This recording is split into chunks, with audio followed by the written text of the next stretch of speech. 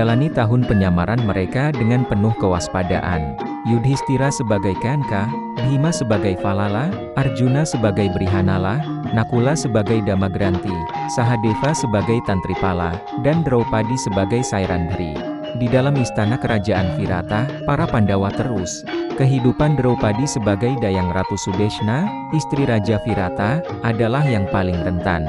Kecantikan Draupadi yang luar biasa tidak dapat disembunyikan, bahkan di balik pakaian dayang sederhana. Ia segera menarik perhatian Keacaka, pemimpin pasukan kerajaan Matsya dan adik Ratu Sudeshna, seorang pria yang dikenal akan kekuatan dan keangkuhannya. Keacaka, yang biasa mendapatkan apapun yang ia inginkan, mulai mendekati Draupadi dengan niat buruk.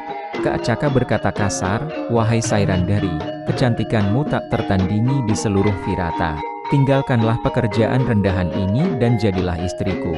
Aku akan memberimu kekayaan dan kemewahan yang tak terbatas."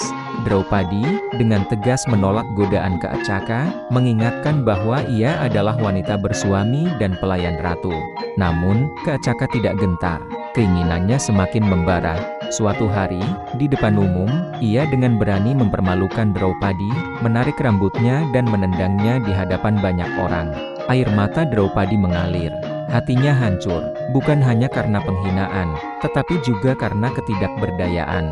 Ia tidak bisa menunjukkan siapa dirinya sebenarnya, dan suaminya pun terikat oleh sumpah penyamaran.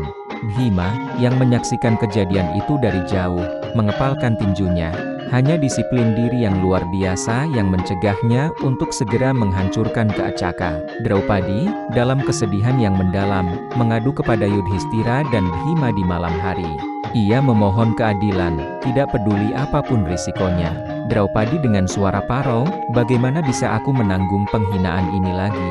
Apakah kalian lupa siapa aku? Ini sudah keterlaluan.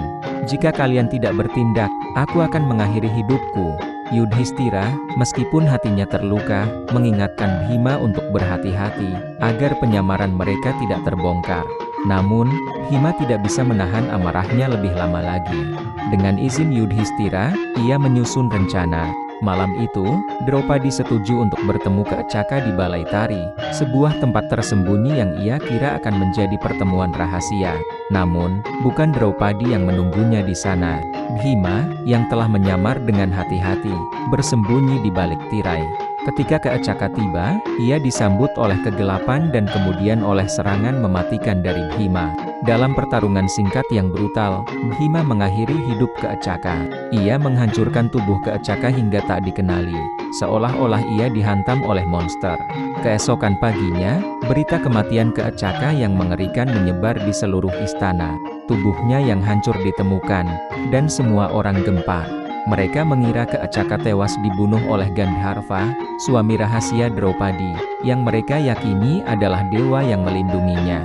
Kematian Keacaka tidak hanya membawa kelegaan bagi Draupadi dan Pandawa, tetapi juga menimbulkan ketakutan besar di hati para Duryodhana dan sekutunya yang pada akhirnya akan mendengar berita ini. Peristiwa ini menandai dimulainya akhir dari masa penyamaran para Pandawa, dan mendekatkan mereka pada perang besar yang tak terhindarkan. Bersambung.